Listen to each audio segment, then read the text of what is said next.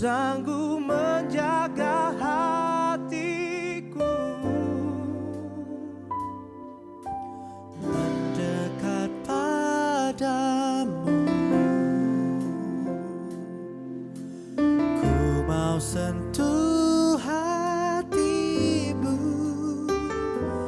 biar ku melihat kemuliaan yang kau sediakan bagiku.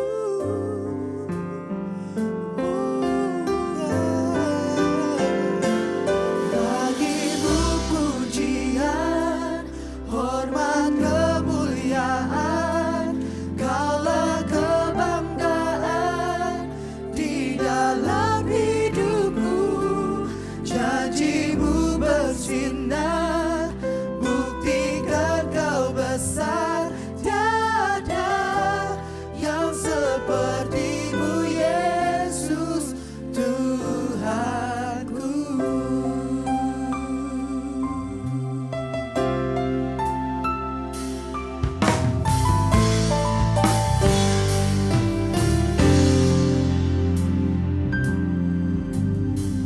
Dekat padamu, ku mau sentuh hatimu, biar ku melihat kemuliaan yang kau sediakan bagiku. Bagimu pujian, hormat, kemuliaan, kaulah kebanggaan di dalam hidupku. Janjimu bersinar, buktikan kau besar. Tiada yang sepertimu, Yesus Tuhanku.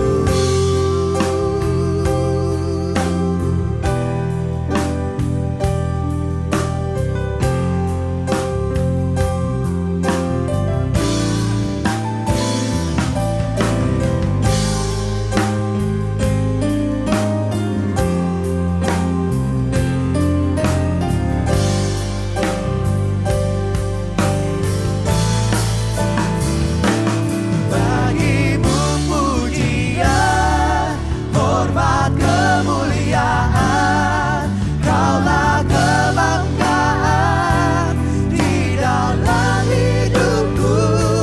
Janjimu bersinar, buktikan kau besar. Tiada yang sepertimu, Yesus Tuhan. Bagimu pujian, hormat, kemuliaan, kaulah kebanggaan di dalam hidupku.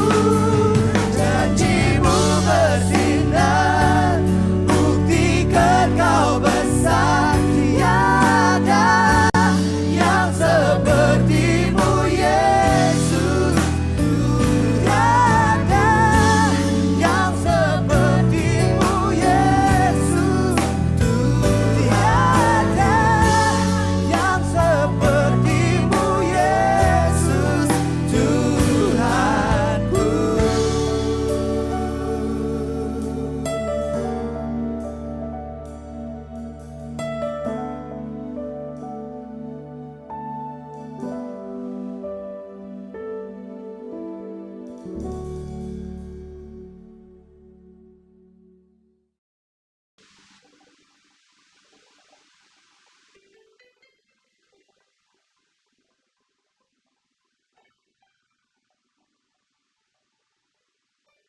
Shalom, bagaimana kabarnya? Saya harap semua dalam keadaan baik. Tahun 2020 adalah tahun yang luar biasa. Di awal tahun ini, di dalam hati saya, Tuhan katakan bahwa it's an eye-opening year, tahun pembukaan mata pikiran yang ternyata menjadi tahun yang tidak akan pernah kita lupakan dalam sejarah kehidupan kita. Karenanya pada pertengahan Maret tahun ini, gembala kita Pastor Jos bilang bahwa pada waktu kita memulai gereja online, kita tidak akan berkhotbah dengan tema-tema bulanan yang seperti sebelumnya, tapi kita akan coba sampaikan apa yang menjadi pesan Tuhan setiap minggunya. Apa sih yang Tuhan ingin kita sama-sama belajar dalam menjalankan masa pandemik ini? Oke, sudahkah saudara siap untuk menerima firman Tuhan? Mari kita satu dalam doa. Terima kasih Tuhan untuk kesempatan kami hari ini masih bisa berkumpul secara online. Hamba-Mu berdoa agar bukakan mata hati pikiran kami, agar kami bisa mengerti setiap firman yang dibagikan. Biar yang menonton hari ini tidak akan sama lagi, karena firman akan bertumbuh menjadi buah yang manis dalam kehidupan mereka. Di dalam nama Tuhan Yesus, amin. Kita sudah belajar sebelumnya bahwa kita harus setia karena Allah itu setia. Kemudian karakter dari kesetiaan adalah tidak berubah atau konstan. Kita harus bisa melewati ujian kesetiaan atau faithfulness test dengan kesetiaan kita yang konstan, konsisten, dan dengan iman kita yang teguh, sehingga tidak ada badai kehidupan apapun yang bisa menjatuhkan kita. Hari ini kita akan belajar melalui kitab Rut bagaimana dia setia dan bisa merubah penderitaan hidupnya menjadi kesempatan bagi Tuhan untuk memberkati dia dan keluarganya. Rut hidup pada zaman raja-raja. Dia hidup pada masa sulit dan kemerosotan moral dan rohani bagi bangsa Israel. Karena semua orang sudah mulai jauh dari Tuhan, mereka melakukan apa saja yang benar menurut pandangannya sendiri. Jadinya chaos, kacau. Jadi suatu hari Rut harus membuat keputusan yang besar. Apakah dia harus ikut mertuanya ke Bethlehem atau menetap kembali kepada bangsanya, Moab? Setiap dari kita melakukan begitu banyak decision, begitu banyak keputusan setiap hari. Apakah mengenai karir, mengenai pekerjaan, bisnis, dalam hubungan pernikahan, dalam keluarga, keuangan, dan untuk Tuhan. Jadi pada saat memberi keputusan, pastikan saudara melibatkan Tuhan, karena manusia bisa membuat rencana, tapi kehendak Tuhanlah yang jadi. Sekarang kita sudah hidup di masa yang tidak menentu, di tengah-tengah pandemik. Banyak berita yang sekarang ini mengatakan bahwa banyak yang cerai, karena mungkin menganggap kebahagiaan pribadi itu lebih penting dibanding dengan kesetiaan. Kesetiaan menjadi teruji di masa sulit. Apa yang dipercayakan kepada saudara, apakah melayani di gereja atau menjadi jemaat dalam suatu komunitas, menjadi teruji. Apakah saudara masih setia melayani atau menjauhkan diri dari pertemuan ibadah atau komunitas seperti di Zoom meeting? Jadi pada saat situasi berubah, kesetiaan teruji.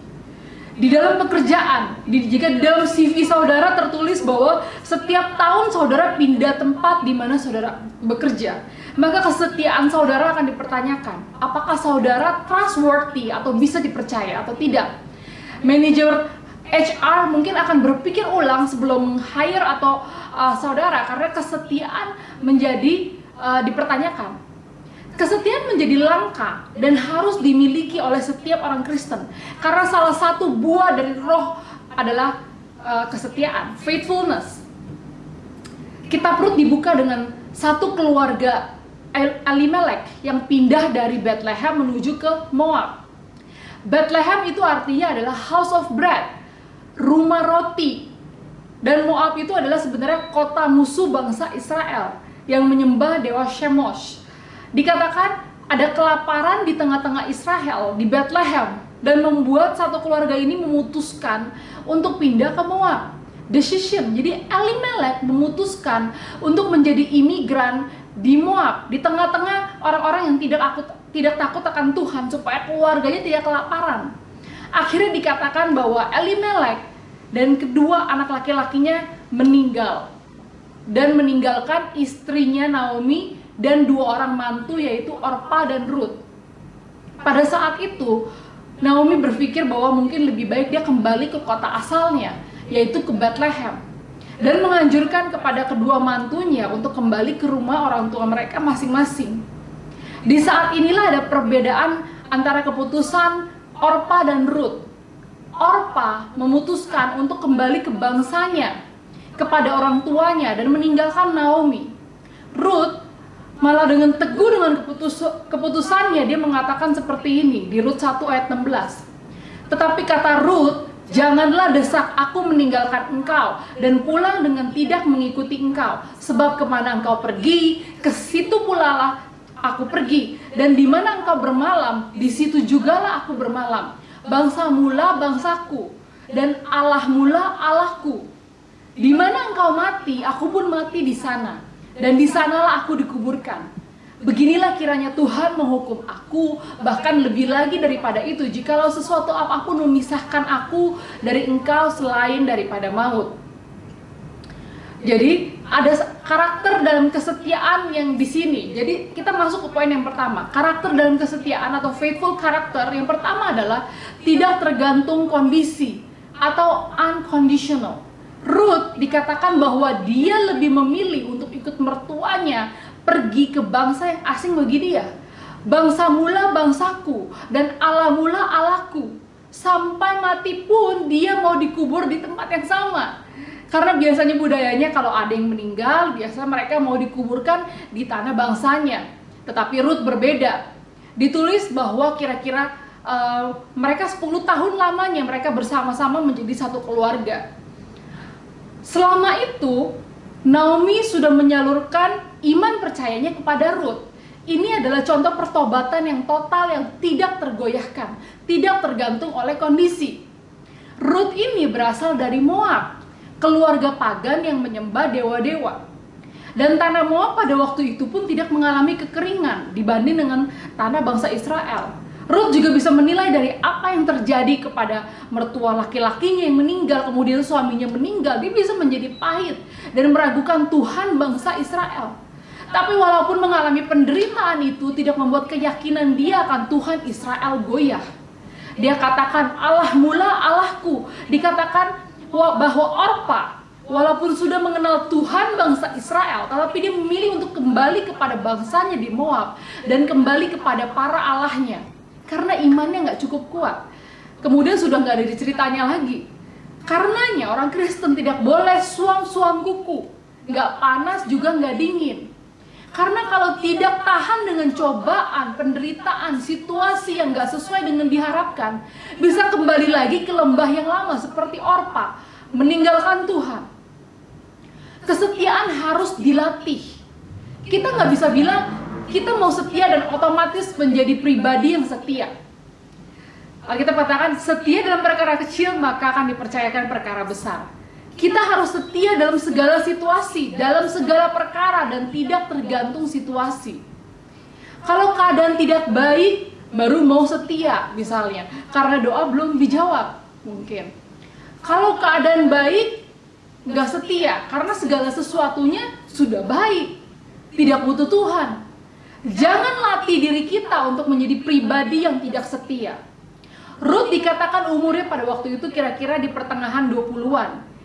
Dia bisa kembali sebenarnya kepada orang tuanya. Dia masih bisa menikah lagi di Moab jika dia memilih jalan yang mudah. Masih sangat muda, tapi dia tahu yang menjadi kehendak Allah bagi dia adalah dia tidak menelantarkan Naomi sendirian. Orang yang berperan dalam membangun kerohaniannya kepada Tuhan. Dan dia tidak mau kembali lagi kepada dewa Moab. Di zaman moral dan kerohanian yang merosot, ternyata masih ada sisa orang yang taat dan setia. Karakter kesetiaan yang kedua adalah pengorbanan atau sacrificial. Jika Ruth ikut Naomi ke Bethlehem, tidak punya uang, tidak punya pekerjaan, dia tidak punya kepastian akan masa depannya. Kemungkinan malah dia harus bekerja untuk menghidupi Naomi karena Naomi sudah tua. Pada zaman itu, budaya wanita yang mempunyai karir adalah sangat kecil kemungkinannya. Mereka sangat bergantung kepada suami untuk hidupnya. Kalau tidak ada, maka berharap kepada anak laki-lakinya. Kalau tidak ada, paling mereka menjadi budak atau bahkan menjadi pelacur. Makanya hukum Musa mengajarkan untuk memperhatikan janda dan anak yatim karena budaya pada zaman itu sangat sulit bagi seorang janda untuk menghidupi dirinya sendiri. Kenyataan ini tetap tidak mematahkan keputusan Ruth untuk ikut dengan Naomi. Di Ruth 2 ayat 2 katakan seperti ini. Maka Ruth perempuan Moab itu berkata kepada Naomi, biarlah aku pergi ke ladang memungut bulir-bulir jelai di belakang orang yang murah hati kepadaku. Dan saut Naomi kepadanya, pergilah anakku. Salah satu karakter dalam kesetiaan adalah kita harus bertahan dalam kesulitan. Ada pengorbanan yang harus kita lakukan. Tidak ada kepastian bahwa Ruth tidak akan ditolak oleh bangsa Israel dan diperbolehkan untuk mengambil bulir jelai di ladangnya orang.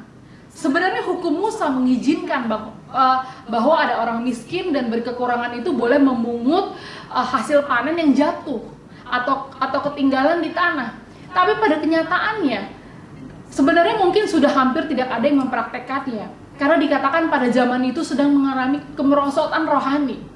Akhirnya Ruth pergi ke ladang untuk memungut bulir jelai yang pada waktu itu sedang panen. Ruth berani sekali, dia tidak takut diserang atau diganggu oleh pekerja laki-laki. Ruth dengan berani memungut dari sisa panen yang jatuh dari pagi sampai malam. Kebetulan Ruth berada di tanah milik Boas, seorang yang kaya raya dari kaum Elimelek. Ternyata Boas ini adalah seorang yang takut akan Tuhan. Tahu dari mana? Karena ditulis pada waktu dia ketemu dengan pekerjanya yang sedang menyabit panennya, dia bilang, God bless you, Tuhan berkati. Jadi Ruth berada di ladang yang benar. Di dalam Tuhan sebenarnya tidak ada kata kebetulan.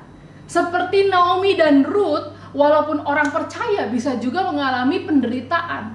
Tapi kalau kita tetap setia, maka Tuhan juga turut bekerja dalam segala sesuatu untuk mendatangkan kebaikan bagi kita.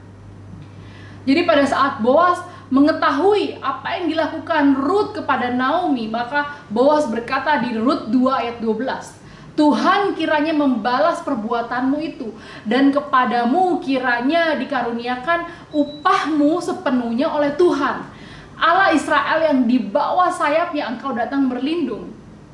Jadi di tengah kemurtatan besar di zaman ini, Tuhan akan memberikan balasan atau reward kepada orang yang setia, yang mau menanggapi panggilannya. Iman Ruth kepada Tuhan membuat dia meninggalkan bangsanya, keluarganya, untuk masuk dalam rencananya Tuhan.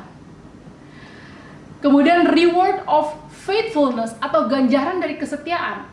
Yang pertama adalah God's providence atau penyediaan Tuhan.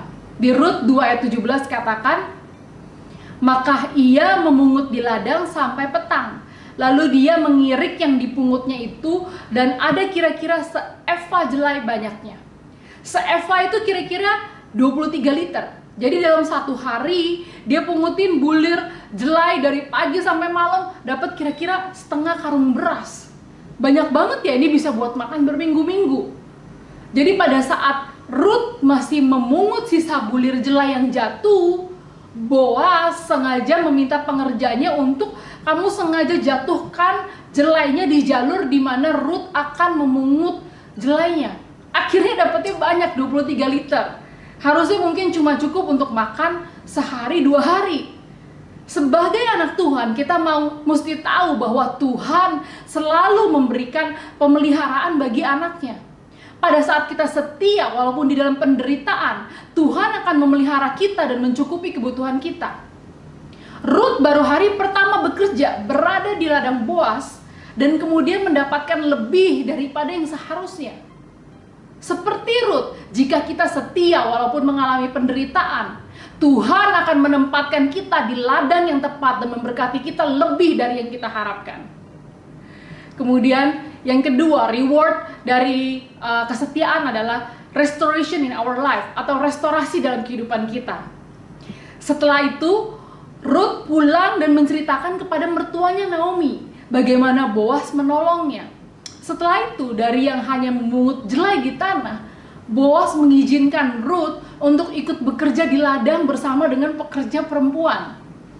Sampai pada musim menuai jelai, dan kemudian sampai pada musim berikutnya gandum berakhir. Jadi Ruth dari jobless jadi ada job. Dari tidak ada pekerjaan, kemudian bisa jadi ada pekerjaan dan bisa menghidupi Naomi. Kemudian bahkan kontrak kerjanya diperpanjang karena dia diizinkan ikut menuai di musim selanjutnya. Satu musim Ada teologian yang mencatat bahwa kira-kira mungkin ada sekitar 7 minggu, dan Tuhan menghargai anaknya yang setia dan akan memberikan reward kepada anaknya yang mau berjalan sesuai dengan kehendaknya. Kemudian karena Naomi menginginkan Ruth untuk bahagia, dia meminta Ruth untuk meminta Boaz sebagai penebus bagi kerabat yang meninggal dari almarhum suaminya. Ada budaya di zaman itu, kalau keluarga yang terdekat bisa menebus, yaitu dengan dua cara ini. Yang pertama, dia menikahi Ruth untuk memelihara nama Elimelek, almarhum suami Naomi. Jadi anak pertama dari Boaz dan Naomi ini akan dianggap sebagai keturunan Elimelek. Yang kedua, Boaz membeli kembali tanah keluarga yang sudah dijual Naomi dan mengembalikannya kepada keturunan Elimelek. Jadi warisan tanah keluarga dikembalikan kepada Naomi. Boaz kemudian setuju menjadi penebus bagi keluarga Naomi dan akhirnya menikah dengan Ruth. Tuhan merestorasi kehidupan Ruth dan Naomi dari kebutuhan hidup, kemudian warisan tanah keluarga, dan bahkan ada keluarga baru bersama Boaz. Kemudian Ruth dan Boaz dikatakan dia melahirkan seorang anak laki-laki yang bernama Obed. Obed dialah Allah Isai, ayah Daud. Jadi Boaz dan Ruth ini sebenarnya menjadi kakek dan nenek buyut dari Raja Daud. Tuhan menghormati keputusan seseorang yang taat, yang mau meninggalkan bangsanya yang menyembah pagan supaya tetap setia dengan mertuanya Naomi dan Allah Israel. Melalui Ruth dan Boaz lahir keturunan yang melahirkan Yesus. Sungguh luar biasa.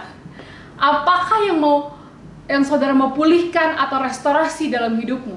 Bawa kepada Tuhan segala pergumulanmu. Tuhan sanggup dan mampu dengan caranya dan dalam waktunya Tuhan.